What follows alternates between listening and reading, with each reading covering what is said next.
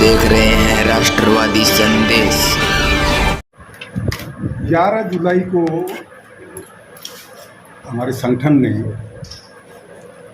भादरा विधानसभा क्षेत्र की विभिन्न समस्याओं को लेकर एसडीएम भादरा को ज्ञापन दिया था। कल मैं गंगानगर चला गया था, तो आज टाइम मिला तो वो आपसे बात कर ली। उसमें काफ़ी समस्याएं ऐसी हैं जिसका निदान अति आवश्यक है, होना चाहिए। जैसे अभी बरसात का टाइम है, तो सबसे बड़ी समस्या जो भादरा शहर की है, कस्बे की, नगर पालिका क्षेत्र की, वो पानी की निकासी से संबंधित। थोड़ी सी बरसात होती है, गलियां पानी से भर जाती हैं, घरों से बाहर निकला नहीं जाता। तो एक तो ये था हमारा, पानी निकासी की समुचित व्यवस्था हो। दूसरा, पानी निकासी नहीं होने की वजह से अभी जो बरसात के सीजन में गंदगी जगह जगह फैलती है, तो उससे बीमारियां होती हैं, लोग बीमार हो रहे हैं। तीसरा, जो सीवरेज सिस्टम है, ये तो शुरू से ही एक तरह से भादरा के माथे पे कलंक सा लग गया। शुरू हुआ उस समय से लेके आज तारीख तक इतना बुरा हाल है सीवरेज का।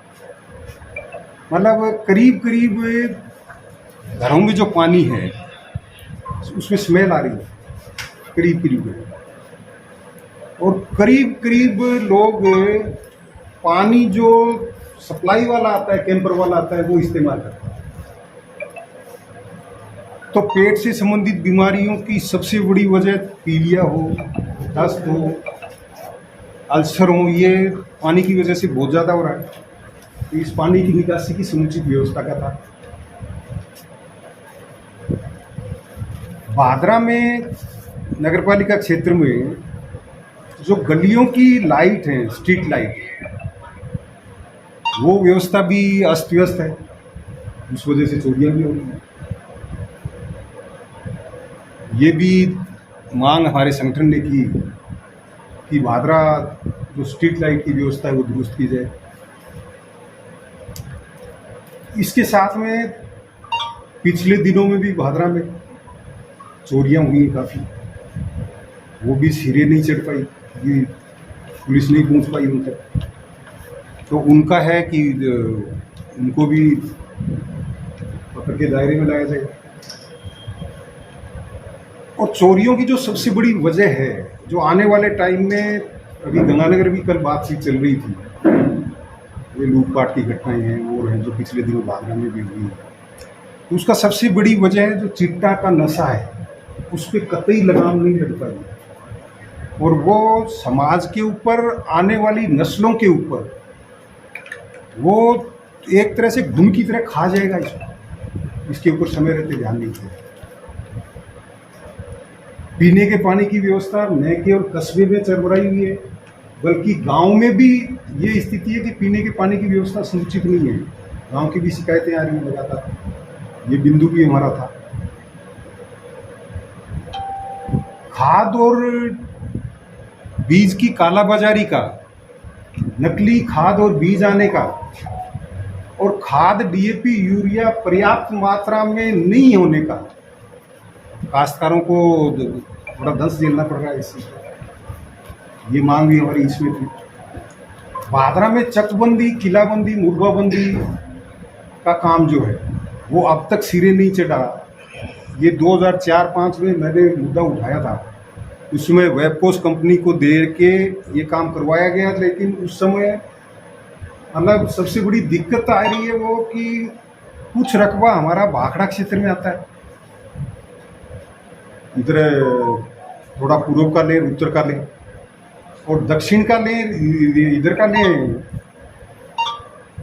सिद्धमुख वाला आता है। तो उसमें उनकी लाइनिंग नहीं मिल रही थी, तो वो पत्थर गड्डी गलत हो गई। उसके बाद में आज तक वो पत्थर गड्डी सही नहीं हुई। तो ये मांग भी हमारी थी। खाले नालों का निर्माण जो हो रहा है उसमें भ्रष्टाचार की शिकायतें आ रही हैं। मतलब सब स्टैंडर्ड काम हो रहा है, क्वालिटी के साथ समझौता किया जा रहा है। ये मांग भी हमारी उसमें थी। अभी रसलाना वित्रिका मैं देख के आया, रसलाना वित्रिका का काम चल रहा है रिलाइनिंग का, मतलब वो ब्लॉक हाथों से टूट रहे हैं।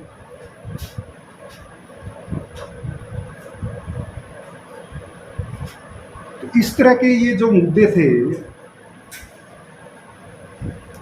इनको लेके हमने एसडीएम को ज्ञापन दिया मुख्यमंत्री के नाम,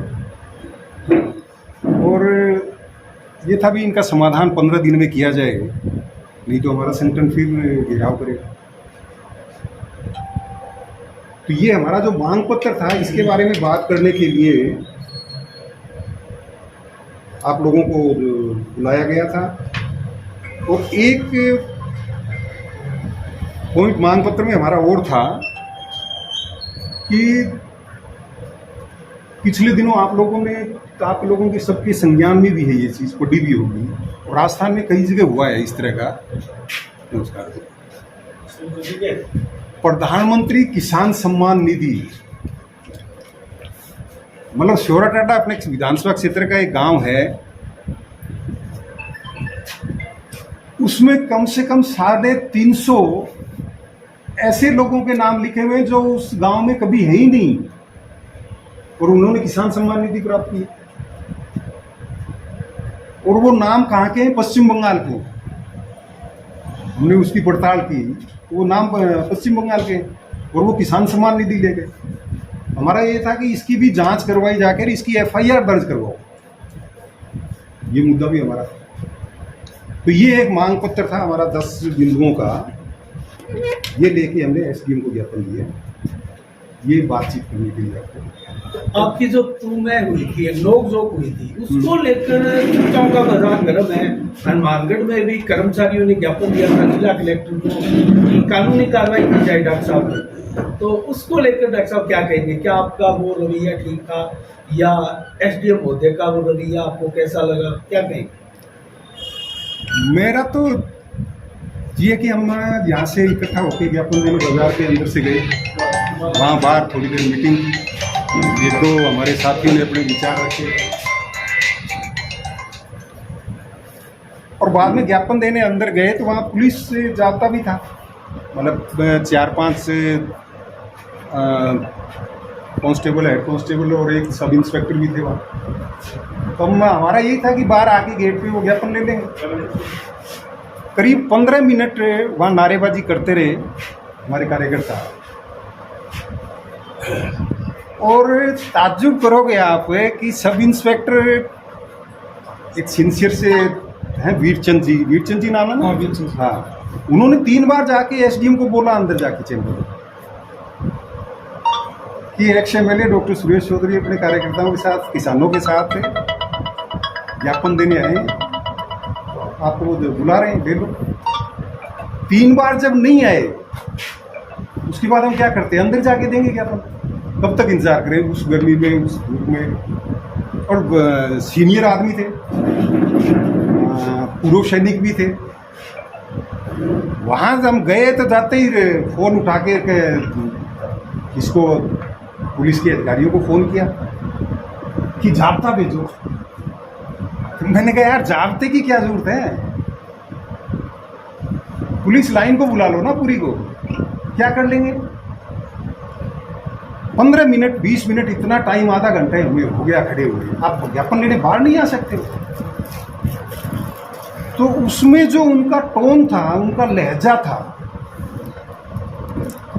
तो मैं चूंकि एक चिकित्सक हूं तो मुझे तो लगता है कि वो मानसिक रूप से कहीं न कहीं साउंड नहीं, मानसिक रूप से स्वस्थ नहीं है, उनको दिखाना चाहिए।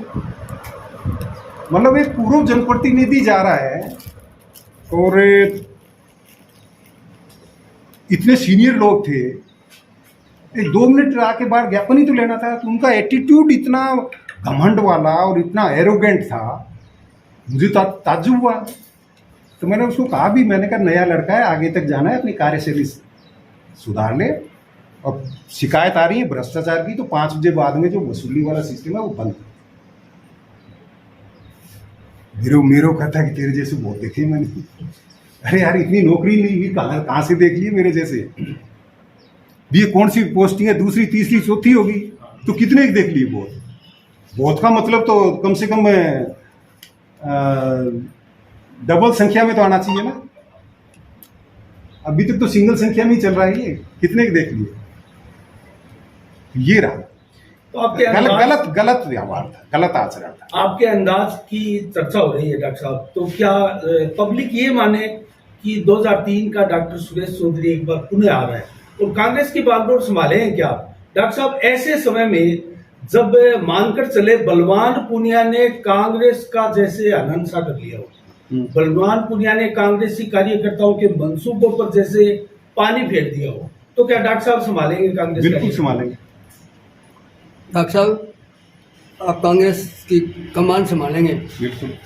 और अभी मैं कांग्रेस का कार्यकर्ता हूं, मैं कमान संभालने की नहीं कर रहा। चलो, कांग्रेस का कार्यकर्ता उम्मीद रखता है हर आदमी उम्मीद रखता है, राजनीति करता है। अगर धर्म का काम करेगा, मंदिर में चिंता जाएगा, समाज सेवा करेगा तो और काम करेगा। राजनीति में तो कुछ प्राप्त करना चाहते हैं। आप एमएलए रच के होता है, एमएलए की उम्मीद करोगे, सरपंच की नहीं करोगे। आपने अभी पेयजल समस्या बताई, पानी निकासी बताई और सीवरेज की समस्या बताई, ये स्ट्रीट लाइट की बताई, ये सारी की सारी समस्या नगर पालिका के अधीन है। क्या आप कांग्रेस से संबंधित है, कांग्रेस के चेयरमैन है, क्या आप चेयरमैन को या ईओ को कोई इस विषय में कोई पत्र वगैरह दिया या कोई ऐसा ज्ञापन वगैरह पहले उनको दिया कि नहीं दिया? नहीं, बात फोन पे बातचीत होती रहती है। चूंकि कोई समस्या नहीं सुनी आपने? नहीं, चूंकि उपखंड कार्यालय पे सबसे बड़ा अधिकारी उपखंड अधिकारी होता है। नहीं किसी, और ये जो प्रशासनिक तंत्र है इसको जो कवर करता है, जैसे जिले में कलेक्टर होते हैं। मेरे घर में लाइट नहीं आएगी तो मैं बिजली विभाग से या नगर पालिका स्ट्रीट लाइट तो नगर पालिका कहूँगा। यानी ये आपने नगर पालिका संबंधी अधिकतम समस्या थी, तो आपने नगर पालिका को, आपकी सरकार है भादरा में, तो आप उनको भी तो कुछ कहा। भादरा में सरकार कहाँ है, बिखरी पड़ी है। नगर पालिका के चेयरमैन काम ही नहीं करने दे रहे हैं। चेयरमैन नगर पालिका है, नगर पालिका चेयरमैन कांग्रेस है, तो काम ही नहीं करने दे रहे हैं। अधिकारी और चेयरमैन और ईओ का तालमेल नहीं है, और इसमें पिस रही है भादरा नगर पालिका क्षेत्र की जनता। जनचेतना मंच के न कि कांग्रेस के नेतृत्व में, वो तो कोई बात ही नहीं। लेकिन वो जनचेतना मंच से भी नगर पालिका ईओ को या चेयरमैन को तब तक पहुंचना चाहिए। तो मैं कह रहा हूँ ना, वो उपखंड अधिकारी का काम है ना, वो कवर तो वो करे। एक बार तो हम उपखंड अधिकारी को देंगे, जब वो उपखंड अधिकारी की नहीं मानेंगे तब उनके पास भी जाएंगे। नहीं, नगर पालिका नहीं माने तब उपखंड अधिकारी के पास जाते हैं, हमें तो ऐसा सुना है। नहीं, बाकी ठीक। डॉक्टर साहब, क्या मानते हैं, नगर पालिका का फेलियर, सीवरेज का फेलियर, सफाई व्यवस्था नहीं होना, ठेकेदारों का या नहीं होना? कुछ ठेकेदारों के ऐसे नाम है जो अब तक यहाँ दिखाई नहीं दिए। जनता, गरीब जनता बहुत परेशान है। क्या कारण मानते हैं? आप एक जनप्रतिनिधि रहे हैं, 5 साल आपने जनता को संभाला है। जागरूक जनप्रतिनिधि का अभाव। पिछले 5 साल में भी यही हाल, अभी लगातार यही हाल हो रहा है, जहां जनता की समस्याओं की तरफ ध्यान नहीं दिया इन लोगों ने। क्या मैं दोनों को, पूर्व वाले को भी कह रहा हूँ, पूर्व वाले के लिए भी कह रहा हूँ, रव वाले के लिए भी कह रहा हूँ, जनता की समस्याओं की तरफ ध्यान नहीं दिया। सीवरेज की जो आपसी रड़क निकालना, आपसी रंजिश निकालने में ध्यान दिया। सीवरेज का जो काम है, बार बार यही सुना जाता है कि बहुत बड़ी कंपनी के पास है। क्या कभी आपने पता किया कि सीवरेज का 15 साल से जो काम चल रहा है किसके पास है, और शहर को पूरा खोखला बना दिया है? क्योंकि आपकी भी जिम्मेदारी बनती है, क्योंकि आप भी दोनों जनप्रतिनिधि, अभी हाल ही में 2018 में आपने चुनाव लड़ा, मैंने अभी अच्छे खासे लोगों ने आपको समर्थन दिया। मैंने अभी 15 दिन पहले ईओ हैं पवन चौधरी, यहाँ उनको बुला के इसी टेबल पे इन सारी समस्याओं के बारे में व्यक्तिगत रूप से बात की। व्यक्तिगत रूप से हम बैठे रहे यहाँ काफी देर। गलियों का था, सीवरेज का था, और का था। तो मैं कुल मिला के बात वही आ गई कि जो चेयरमैन और ईओ का तालमेल नहीं बैठ रहा, उस वजह से दिक्कत आ रही। कुछ कारण बताए होंगे, क्योंकि यही चेयरमैन और यही ईओ नहीं, मेरे सामने तो हाई करके गए थे, पीछे भी करवा देंगे। पिछली सरकार में भी यही ईओ थे और यही चेयरमैन थी, तब इनका दोनों का तालमेल था। आज वही ईओ है, ट्रांसफर होने के बाद वापस आए, चेयरमैन वही है, एमएलए हो रहा है ना। इसका मतलब एमएलए का इंटरफेरेंस? बिल्कुल, ये बात मतलब नहीं, बिल्कुल साफ है। और क्या एमएलए का इतना मतलब इसमें प्रभाव है कि वो काम नहीं होने दे रही? सरकार है, काम नहीं होने दे रही सरकार है, तो जनता कहाँ जाए सर? जनता परेशान है, यही तो कह रहा हूँ ना, तभी तो मैं आया हूँ सड़कों पे। अब आपने परेशान नहीं होने देंगे। वीडियो में एक फिर बात कही थी कि हम सड़कों पे ले आएंगे। बिल्कुल। क्या अधिकारियों का रवैया ऐसा हो चुका है कि वो आम जनता की आवाज नहीं सुनते? बिल्कुल हो चुका, सब जगह। एक दफ्तर की बात नहीं है, सभी दफ्तरों में हो रहा है, कुछ एक आध को छोड़ के। एक आध ऐसी जगह है जहाँ संवेदनशील अधिकारी बैठे हैं, वो सुनते भी हैं, न्याय भी करते हैं, समस्याओं का समाधान भी करते हैं। लेकिन ज़्यादातर जब घर का मुखिया इस तरह का एरोगेंट हो जाएगा तो घर के सदस्यों पे तो फर्क पड़ेगा ही ना।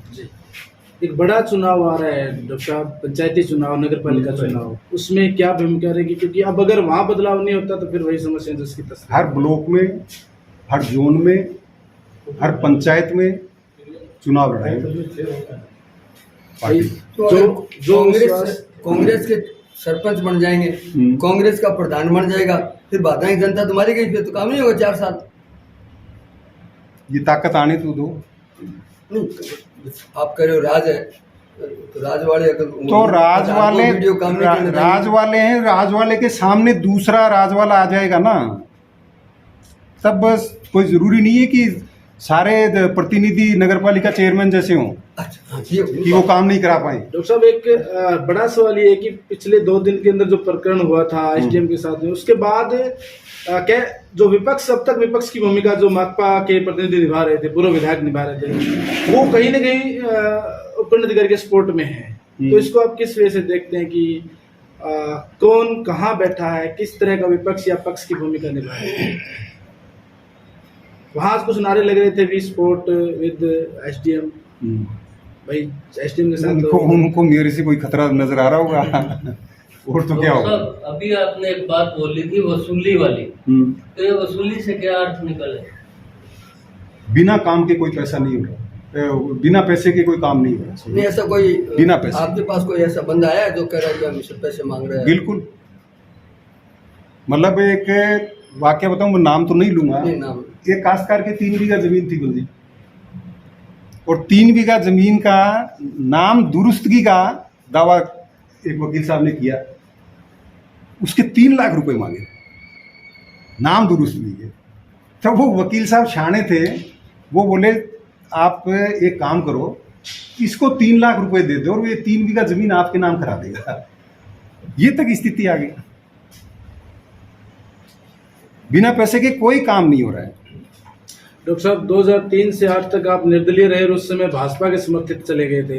2018 में आपको टिकट मिली, अच्छा खासा सपोर्ट मिला, उसके बाद आप कांग्रेस से थे और बीच में आप कहीं दिखाई नहीं दिए। अब दोबारा आपने एंट्री की है, तो वो जनता जो आपके साथ थी, साथ आज है, उनको क्या मैसेज देंगे कि आगे जो मैदान है, उस मैदान में डॉक्टर सुरेश चौधरी गलियों में, रोड पर, सड़कों में मांग उठाते नजर आए? देखो, बीच में दिखाई नहीं दिया, उसका कारण ये था कि 3.5 साल तो मैं बेड पे था।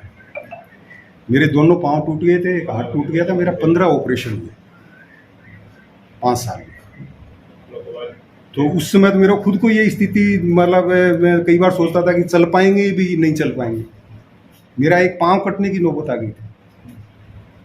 तो पीछे का तो ये है दिखाई नहीं देने की वजह।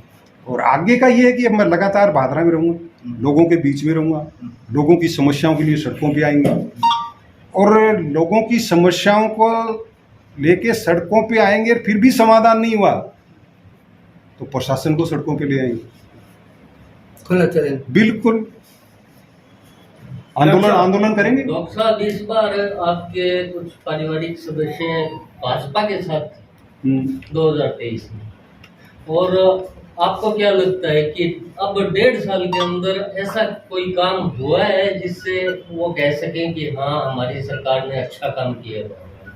देखो, पारिवारिक सदस्य सभी राजनीतिक परिवारों में अलग अलग पार्टियों में होते हैं, उसका कोई वो नहीं। भादरा कांग्रेस को जीवित करने के लिए, क्योंकि पीसीसी सदस्य यहाँ हैं, 2 हैं। अभी आपका एक सवाल आधा रह गया था, डालेश जी बोल गए थे। जी, आपने पूछा कि आगे मैदान में आएंगे क्या? आएंगे क्या? नहीं, मैं आ गया। ये जनता के पास मैसेज जाए, टिकट दे या नहीं दे? बिल्कुल। अच्छा डॉक्टर साहब, टिकट जनता के पास। एक सवाल निकल कर आ रहा है, पब्लिक के दिमाग में भी होगा। टिकट जनता के पास है, खास तौर से भादरा में। भादरा में अब तक 16 एमएलए बने, 16 में 10 निर्दलीय बने। बिल्कुल, पार्टी लालचंद जी को भी निर्दलीय मान सकते हैं अपने, कारण कि लालचंद जी जब 93 में बीजेपी की टिकट लेके आए थे, उससे पहले लालचंद जी 3 बार जीते, तो तीनों बार अलग अलग पार्टियों से थे। तो यहाँ पार्टियों का प्रभाव नहीं होके यहाँ धरे हैं व्यक्ति विशेष। डॉक्टर साहब, आप क्योंकि कांग्रेस से ही आप अपना भाग्य आजमा रहे हैं और पहले भी आप कांग्रेस में लंबे समय तक रहे हैं, तो ये वही कांग्रेस है जिसने पीछे टिकट दी थी हारने के लिए और किसी जनप्रतिनिधि के कहने पर, तो कितनी उम्मीद आप रखते हैं उस कांग्रेस के आला कमान से कि वो आपको नेतृत्व सौंपेंगे और आप क्षेत्र की जनता का हित कर पाएंगे? मैं दोनों तरफ तैयारी रखूंगा मेरी, यह बड़ी बात बोल रहे हैं। फील्ड में भी तैयारी रखूंगा मेरी, और जब फील्ड में पार्टी आलाकमान को फीडबैक मिलेगा कि ये व्यक्ति मजबूत है, तो मेरे ख्याल में कोई पार्टी ऐसी नहीं होगी जो हारने के सीट नहीं निकालना चाहिए। पिछली बार के हालात दूसरे थे 2023 के, मतलब 2023 की तो करीब करीब ये तैयारी हो गई थी कि ये टिकट माकपा को समझौते में दे दी जाए। ये तो यहाँ संगठन के लोग थे कुछ जागरूक, अजीत जी जैसे, और जयपुर और दिल्ली जाते थे, मैं बेड पे था, संपर्क में रहते थे हम, लगातार आपस में बातचीत होती थी। मैंने कहा किसी भी हालत में सिंबल लेके आना है, उनसे मिल लो गाइड करता था उनको, वो सिंबल आया। लेकिन सिंबल ऐसा आया कि उसमें फिर बू आ गई कि एक तरह से समझौते में गई। लेकिन कहीं ना कहीं गेम चेंजर रही कांग्रेस टिकट। आप मानकर चले, चाहे मिनिमम वोट आई हो, राजस्थान में सबसे कम वोट आई, गेम चेंजर रही। गेम चेंजर रही। इसमें कई गेम चेंजर हो गए, कई तो बड़े गांव है वो खुद में अपने आप में गेम चेंजर हो गए, और टिकट तो गेम चेंजर थी। कितना फर्क था, 500 400 600 वोटों, क्या मान लीजिए, वो इधर के उधर हो जाते तो। इसको आप बड़ी हार मानते हो या बड़ी जीत मानते हो? इसको मैं बहुत बड़ी जीत मानता हूँ, बहुत बड़ी। कारण कि भादरा में अराजकता की स्थिति पैदा हो जाती है अगर वो जीत जाते। सरकार इनकी होती, दोनों तरफ बदले की राजनीति कर रहे थे, बदले की भावना से काम कर रहे थे, तो यहाँ कानून व्यवस्था की स्थिति खराब हो जाती। डॉक्टर साहब, सवाल जब विकास की बात आती है तो 2003 से 8 तक बहुत से खाड़े नाले आपने बनाए, बहुत से गांव में जहाँ उम्मीद नहीं थी वहां खाड़े नाले चले गए। वो खाड़े नाले आज राजनीति की भेंट चढ़ गए। पिछले 5 साल 7 साल की बात करें, 10 साल की बात करें, वहाँ ना तो उन नालों में पानी है ना उनकी मरम्मत है। अब जो बातें पिछले 5 साल में कहीं 14 गांव बनाने की बात हुई, वो भी आपके राज में डीपीआर की बात चल रही थी, वो भी आज वही जस की तस पड़ी है, खाड़े नाले जस की तस पड़ी है। तो क्या कहें डॉक्टर साहब कि किसान भी कहीं न कहीं राजनीति की भेंट चढ़ता है कि उस समय का कार्यकाल का काम आगे नहीं है? चढ़ रहा है ना। मतलब उस समय मैंने जब लोकसभा चुनाव 2004 में वसुंधरा जी ने मुझे बुलाया, वो समर्थन मांगा,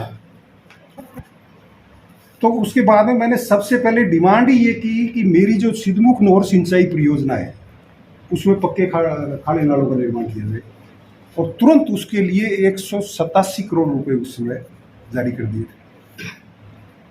दूसरा मैंने किया कि इन जो 24 बरानी गांव हैं इनकी एक फिजिबिलिटी रिपोर्ट तो तैयार करवाओ, कम से कम इसका सर्वे करवा के कि इन गांवों को सिंचित किया जा सकता है या नहीं किया जा सकता। उस रिपोर्ट में उन्होंने माना कि इसको सिंचित किया जा सकता है, लेकिन सिद्धमुख नहर सिंचाई परियोजना से नहीं, बल्कि चौधरी कुंभाराम आर्यन लिफ्ट कैनाल से। उस समय डीपीआर बनी हुई है कि इस गांव को इतनी हेक्टेयर भूमि को सिंचित करने के लिए इतने पानी की आवश्यकता होगी, और उसमें इस नहर का निर्माण या पुनर्निर्माण करना पड़ेगा, और उसमें इतना लाख रुपया लगेगा। वो डीपीआर पड़ी है, आपके कार्यकाल की है। लेकिन उस पर राजनीति बड़ी गरमाई, उसमें ढोल नगाड़े बजाए गए और शिला भी लगाई गई कि 14 गांव नहर की नहर आ जाएगी। वो भी बताया नहीं गया जो आज आपने बताया कि कुंभाराम लिफ्ट नहर से आना था, वो सिद्धमुख के साथ जुड़ाने की बात थी। तो कहीं ना कहीं धोखा हो रहा है जनता के साथ। सबसे बड़ा धोखा था ये सील लगाना, घोड़ी चढ़ना, ढोल नगाड़े बजाना, बैंड बजाना, डीजे बजवाना कि इनके लिए 100 करोड़ रुपए जारी हो गए, ये नहर का शिलान्यास है। एक ईंट नहीं लगी। मुख्यमंत्री किसी चीज का शिलान्यास कर दे, उद्घाटन कर दे, तो उसके बाद में तो कुछ बचता ही नहीं है। मुख्यमंत्री जी से झूठ बुलवा लिया इन गांव को धोखा देने के लिए, सिर्फ वोट लेने के लिए। खार खाए बैठे हैं वो गांव। अब क्या उम्मीद करेंगे सर अगले 5 साल जब आप यहाँ कमान संभालेंगे तो कहीं न कहीं 14 गांव बनाने का मुद्दा रहेगा आपके जहन पक्का में? रहेगा। और आप जिस उम्मीद को डीपीआर को लेकर मतलब उसी डीपीआर को मंजूर करा ले, आप उस पर काम करेंगे? बिल्कुल। पेयजल की जब बात आती है डॉक्टर साहब, तो मलसीसर गांव में जब हम गए थे तो वहाँ आज भी आपका नाम की कहावतें कही जाती है पेयजल डिग्गी के पानी की। हमारे वहाँ जब डॉक्टर सुरेश चौधरी थे तो घड़िया साहब थे, तब घड़िया भरे रहते थे। आज वहाँ पेयजल की समस्या 2003 में स्थिति ये थी कि अड़ायला गांव में गया गर्मियों के दिन, ये मई जून का महीना था, तो अड़ायला गांव की डिग्गी के चारदीवारी नहीं थी, तो एक महिला उसके पेंदे में बैठी डिग्गी में, दिख गई मेरे को, उसमें अपने बोलते हैं वो कीचड़ वो था, और वो महिला एक बर्तन से अपनी हांडी में अपनी चुन्नी के ऊपर डाल के पानी निचोड़ रही। जी ये हालत है। डॉक्टर साहब, टैंकरों से पानी भेजना पड़ता था, और 2008 आते आते स्थिति ये हो गई कि जो गांव हरानी गांव किसी समय बाएं से पानी लाते थे पीने के लिए टैंकरों से, 2008 में बाएं गांव अड़ायला सोराटाडा से पानी ले जाता था पीने के लिए। ये आपके कार्यकाल में? बिल्कुल। उसके बाद आज की इस हालत प्रेस कॉन्फ्रेंस में आपने एक बहुत बड़ी बात कही है। बड़ी बात यह है कि प्रधानमंत्री सम्मान निधि के मामले में एक बड़ा घोटाला बताया आपने, और वो भी उन लोगों के नाम है जो पश्चिमी बंगाल के बताया आपने। हाँ। तो भाई पंजाब के हरियाणा तो हमारे बॉर्डर पे हो सकता है, लेकिन पश्चिमी बंगाल के लोग होने का ये सीधा आरोप किस पे लगा रहे हो? पहले से चल रहा है मामला। हाँ, तो कब ये इस 1.5 साल से नहीं है। हाँ, तो 1.5 साल से तो नहीं है, वो तो हाँ। पहले से मतलब किसानों के साथ जो भी धोखा हुआ है ना, वो पहले से चल रहा है। कोई बंगाल के लोग तो यहाँ के नाम दर्ज कराया अब नहीं। घोष है कोई, तो घोष तो बंगाल में मिलते हैं, बोस है बंगाल में मिलते हैं। हाँ, तो ये तो करे नहीं। हाँ, तो ये तो यहाँ ऐसे लोगों के नाम किसी ने तो जुड़वाए होंगे, कोई तो राजनीति का बिल्कुल बिल्कुल रहा है, यहाँ का नेतृत्व रहा है। यही जब ये नाम जुड़े उसमें नेतृत्व किसका था? उनका रहा है। ये बहुत बड़ी बात है। बिल्कुल। ये हरियाणा पंजाब के तो जुड़ सकते हैं, बॉर्डर पे होते हैं थोड़ा बहुत, लेकिन बंगाल के आने, बंगाल में तो कांग्रेस बीजेपी तो है नहीं, सीधी सी बात। कौन हो सकता है? आप सभी समझदार हो। अच्छा डॉक्टर साहब, आपने एक पारी फिर खेलने का मन बढ़ा ही लिया है। हाँ। तो अगर कहीं ना कहीं आप भी जानते हैं, हम लोग भी जानते हैं, मीडिया से हैं, काफी वर्षों से इस क्षेत्र में हैं, कि पार्ट टाइम राजनीति से काम चलने वाला नहीं, फुल टाइम। Full time. तो क्या फुल टाइम के लिए आप एकदम कमर कर चुके हैं? बिल्कुल। हर समस्या को लेकर आप दरी बिछाना हो या फिर धरना प्रदर्शन हो, आप जनता के साथ रहेंगे? बिल्कुल, राजनीतिक रूप से भी रहेंगे और सामाजिक रूप से भी सक्रिय रहेंगे, क्योंकि मेरा जो संगठन है मूल राजस्थान जन चेतना मंच, ये समाज सेवा से ही शुरू हुआ है। मैंने कैंप लगाए थे उस समय। तो अभी भी 80% बीमारियां ऐसी हैं गांव में, सभी जगह खासतौर से गांव में, कि खान पान का ही अगर सुधार कर लिया जाए, सिर्फ खान पान का, तो 80% बीमारियां होंगी नहीं। तो मैं हर गांव में रात्रि चौपाल लगाऊंगा। शुरू भी कर दी मैंने, 4 गांव तो कर लिए मैंने। कुंजी कर लिया, लायला कर लिया, पचारवाड़ी कर लिया, एक गांव और है वो कर लिया। तो हर गांव में ये लगा के चौपाल, रात्रि चौपाल, और वहाँ लोगों को बताएंगे स्वास्थ्य के बारे में, स्वस्थ कैसे रह सकते हैं, दिनचर्या के बारे में, खान पान के बारे में। तो सारे नहीं तो कम से कम 20% तो लोग मानेंगे इस चीज़ को। तो मेरा सामाजिक काम भी रहेगा, क्योंकि मैं एक चिकित्सक भी तो रहा हूँ। डॉक्टर साहब, आपने अभी बोला कि डीपीआर तैयार करवाएंगे आगे आने वाले वक्त में, यानी आप अपने ऊपर ही ले रहे हो उस चीज को। डीपीआर तो तैयार है। अभी भी जो सरकार वर्तमान में काम कर रही है, उससे आप कोई अपेक्षा नहीं रखते? डीपीआर बनी हुई है, मैं तो कह रहा हूँ कि डीपीआर को उसको लागू करवा दो।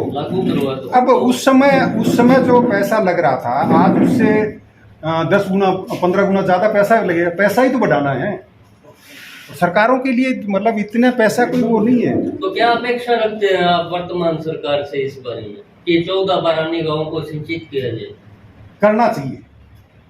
डॉक्टर साहब, दो कारण कि इन 24 गांवों में नौर भादरा और तारानगर के 2 गांव को मिला के 24 गांव में जो भूमि बची हुई है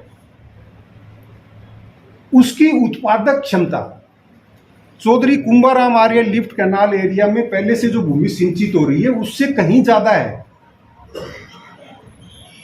और इनको 24 गांव को सिंचित करने के लिए उससे कहीं कम पैसा लगेगा।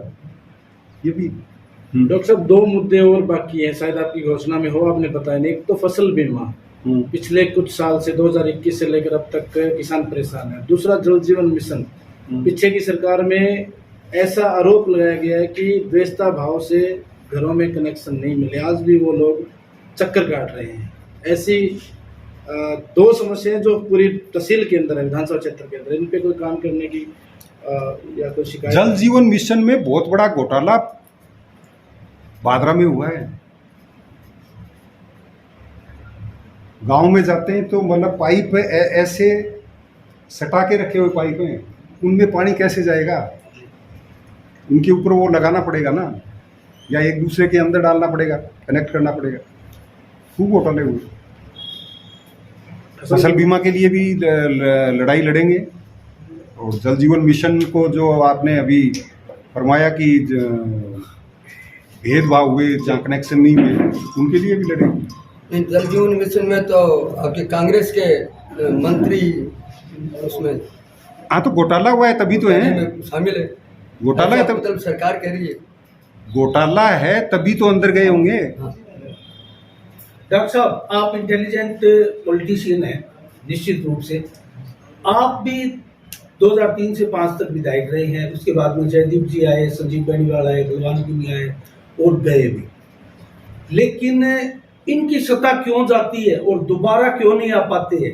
क्या इसका आपने अध्ययन किया है, समीक्षा की है? और की है तो आप एक नई पारी खेलने जा रहे हैं, क्या नई रणनीति के साथ आप उतर रहे हैं?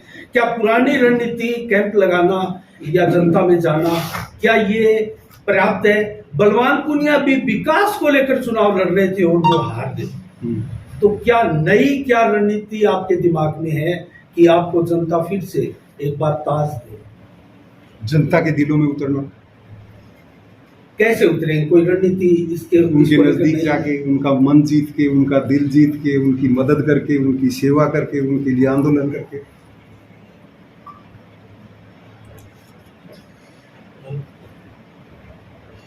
डॉक्टर साहब, आप सचिन पायलट के काफी नजदीकी माने जाते हैं।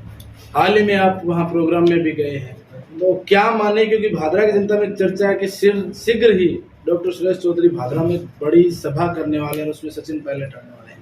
ये चर्चा है, चर्चा का विषय है। एक बार सब जगह मेरा संपर्क हो जाए, ये जैसे मैं बता रहा हूँ ना, रात्रि चौपाल वाला, कैंपों वाला, उसके बाद में बुलाएंगे कांग्रेस के बड़े नेताओं को, बुलाएंगे, उसमें पायलट साहब भी।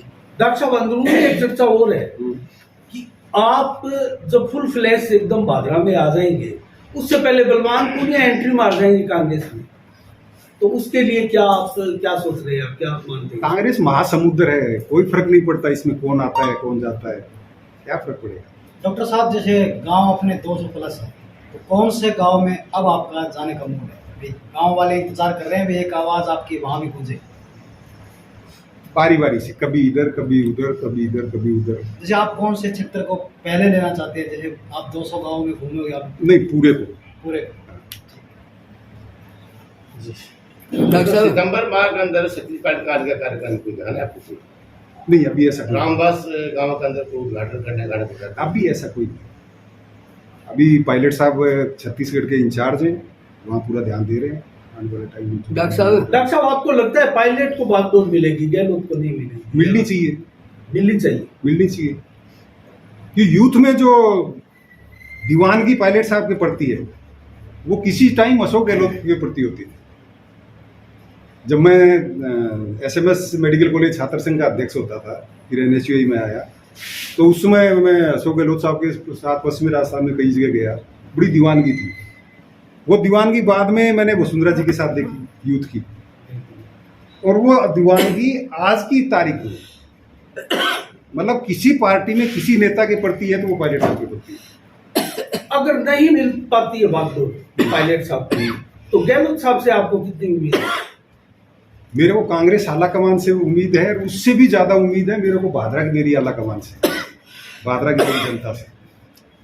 उनके दिलों में उतर गए तो मैंने कहा ना 16 में से 10 निर्दलीय जीते हैं। डॉक्टर साहब, जनप्रतिनिधि और जो प्रशासनिक अधिकारी होते हैं वो जनता का आईना होते हैं, तो आप क्या संदेश देना चाहोगे जनता को कि आप किस तरह से आगे काम करोगे, करना पसंद करोगे? जनता को यही कहना चाहेंगे कि कोई भी काम हो, किसी विभाग का हो, उनका वाजिब काम है, अगर नहीं हो रहा है तो वो हमारे से संपर्क करें, उनका काम करवाएंगे। बातचीत से नहीं हुआ तो सड़कों पे आके करवाएंगे। डॉक्टर साहब, एक सवाल जो सबसे पहले पूछना चाहिए था, आपका स्वास्थ्य अब कैसा है? क्या आपका स्वास्थ्य पूरा साथ देगा? एकदम फिट, अब कोई दिक्कत नहीं है। डॉक्टर साहब, आपका स्वास्थ्य बढ़िया रहे, लेकिन 5 महीने बाद में नगर पालिका का चुनाव होने वाला है और आप 4 साल पहले विधानसभा चुनाव के लिए कूद गए, तो थोड़ा सा ये बताओ कि नगर पालिका चुनाव में आप क्या करोगे? हर वार्ड में चुनाव लड़ाएंगे। अभी तो बताएं सर। जनसत्ता में लड़ा हुआ, कांग्रेस लड़ा हुआ, दोनों भी लड़ाएंगे। कुछ जगह ऐसी होती हैं जहां मतलब जहां की हालात इस तरह के होते हैं कि वो पार्टी का सिंबल नहीं लेना चाहते, तो उस जगह मंच से जहां पार्टी का सिंबल लेना चाहेंगे वो पार्टी की सिंबल। अच्छा डॉक्टर साहब, पिछला जो चुनाव हुआ था लोगों में एक चर्चा थी कि ये तो 2 खागड़ों का चुनाव है, 2 सांड का चुनाव है, तो कितना बचना चाहेंगे आप इन खागड़ों से? दुब्बर है, आपने चोट खाई है पहले।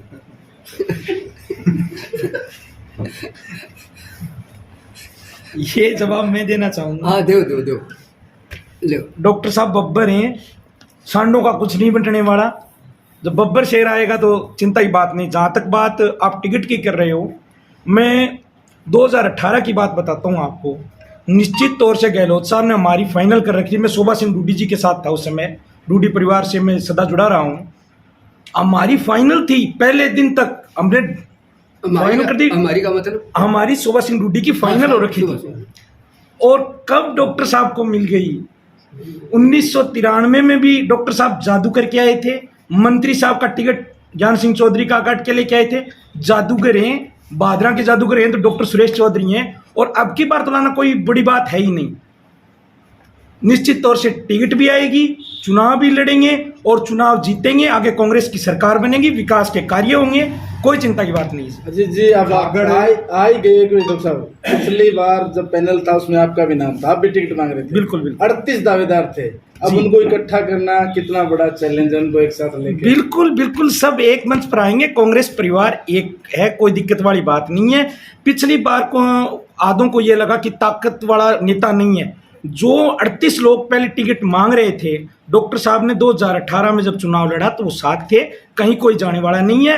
38 के 38 लोग डॉक्टर साहब के आपके कंधे से कंधा मिलाकर यहाँ मजबूती के साथ कांग्रेस को जिताने का काम करें। 1900 कुछ एक तो बीजेपी ज्वाइन कर चुके हैं, उनको कैसे लेके आओ? आ जाएंगे। ये राजनीति में ऐसा चलता है। नहीं, ऐसा भी नहीं हो सकता कांग्रेस से बीजेपी में चला जाए। स्थितियां होती हैं, आज आना जाना लगा रहता है। ये तो कोई बात नहीं है, ट्रेन है ये तो जो समान चलती है, उतरते हैं चढ़ते हैं। 1993 में मैं जब भादरा आया था तो उस समय जो कांग्रेस थी, मतलब जो कांग्रेस की अपने आप को बहुत बड़े गांव के या तहसील स्तर के नेता मानते थे, वो मेरे साथ थे। तो कांग्रेस हार गई। ये की ये स्थिति 2003 में जब थे तो मेरे साथ कोई नेता ही नहीं था। मेरे साथ जीतता हुआ सरपंच तो दूर की बात है, कोई हारा हुआ पंच भी नहीं था। और उस समय बीजेपी की आंधी थी, वसुंधरा जी का तूफान था और बिमला जी डूडी के प्रति सहानुभूति थी लालचंद जी वाली। उसके बावजूद उसमें मैं अपने को जिता गए। तो ये सांडों सुंडों का कुछ नहीं बंटना। जब जनता बब्बर शेर बनेगी ना, तो वो किसी को भी आगे ला सकती है लोकतंत्र में। चलिए, बहुत बहुत धन्यवाद। आज पहली मुलाकात में इतनी बात करेंगे।